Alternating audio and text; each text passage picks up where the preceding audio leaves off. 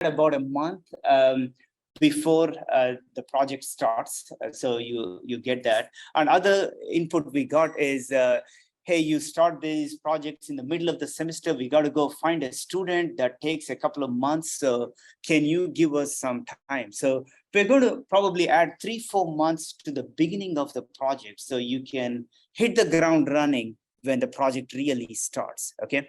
Now, people wanted a lot of no-cost extensions. And again, during the pandemic, we gave no-cost extensions to everybody who asked, about 6 months or so.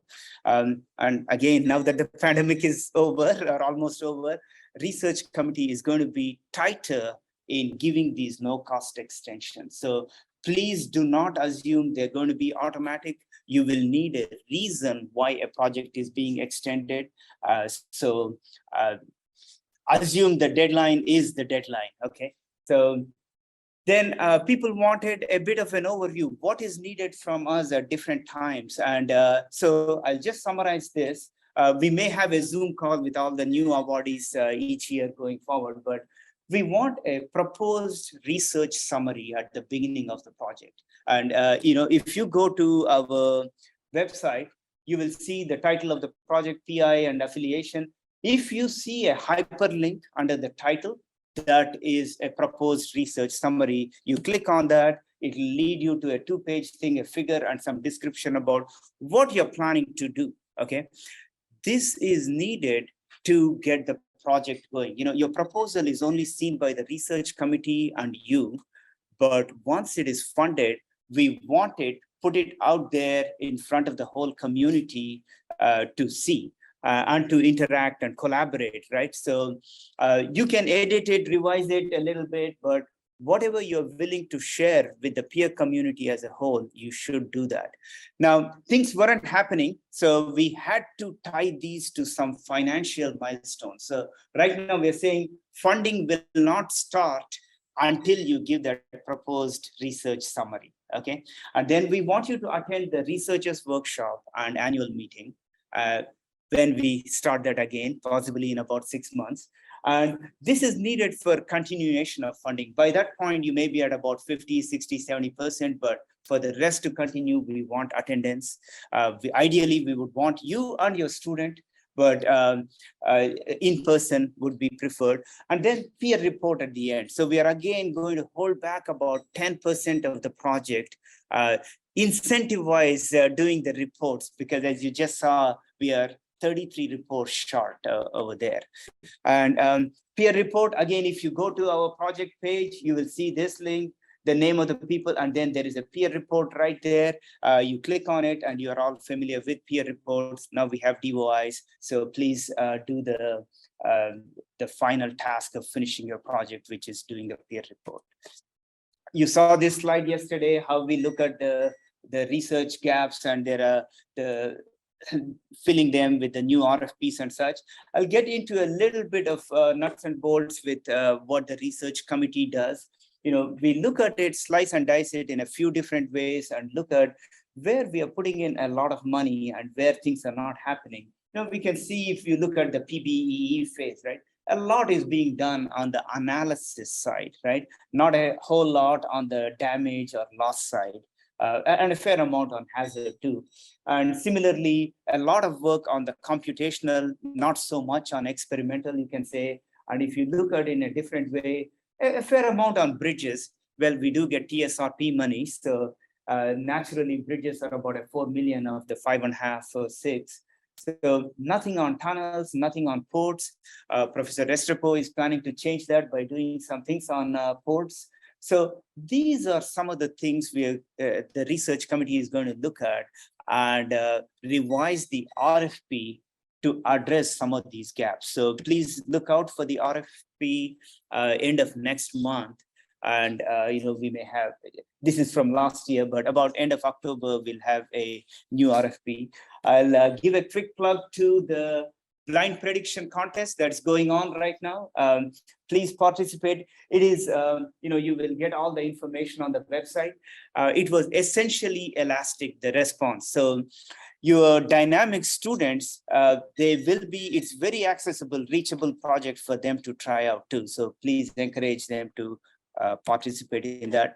Collaboration, I left this slide blank, okay, just to make a point, intentionally left blank. So we love these slides. Like yesterday, Mark had a slide where peer was one of the many blurbs. He had a whole bunch of other things happening, right? And same with NGL project, they had a lot of different logos. We love those things. We love it when you go out there and collaborate, get external funding, and make it really big. And peer dollars are not a whole lot, but to make them go long, you need to collaborate, get external funding. When you look at the RFP, right, it has two columns, peer money and other. If you have other matching funding, your chances of that proposal getting funded go up dramatically. Okay, same thing, there are 6 items in a proposal. One of them, 5 and 6, are about collaboration with other projects, other peer projects. Don't do a quick search on peer site and pick 2 and put there.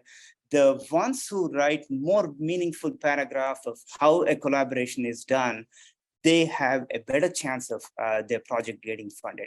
We are looking for collaborations. We are looking for you to forge those interactions and collaborations with other peer researchers and external funding sources. So please collaborate.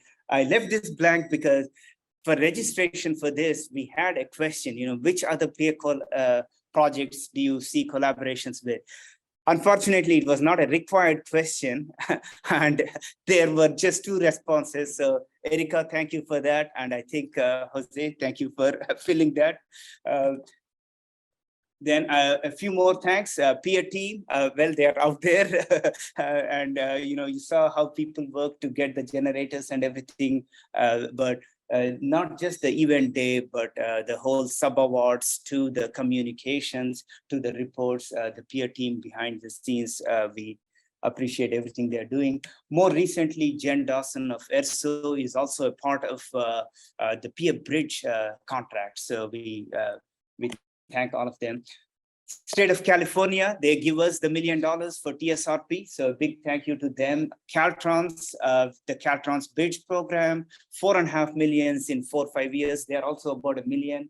In addition, we have a few other ones, the CEA project, CEC. These are fairly large projects running 3-4 years. So we thank all the sponsors for keeping the funding going, and then all the BIP members. So in your collaborations, in your proposals, if you can find a BIP member to partner with, again, the chances of your proposal being funded, they go up dramatically. Because we all love the curiosity-based inquiry and such, but we also need to balance that with what is needed in the field, right? So you have to look at what the industry partners need, any pressing needs and problems they have. If you can address them into your research, right? Solve the specific problem, but from the research, solve the general problem for you and your student. If you can do that, your proposals have a higher chance of getting funded. So that's it, and thank you to all of you. This is a reminder for me to get you all out during one of the breaks for a photograph, and online people will get you photoshopped into that. And yeah, thank you for everything you're doing. We really appreciate it. We want those reports. Okay, so with that, I'll pass it on to, we have a great program today. The first one is on networks. It is an extension of the regional stuff you saw yesterday. And the second session is an interesting one. It's a mix of tsunami, fire, and other hazards. So we have Professor Buckle moderating that session. And then afternoon, we have a geohazards second session. And then the final one, we are really excited about the peer student committee. They're going to have a bunch of lightning presentations. So we are doing this for the first time. So, and they have a gift for the winner. So it is going to be exciting. We want you all to stick around and watch that. And then open up the discussion for any other items you have. So with that, I'll pass it on to Professor Dearline. Right? Thank you.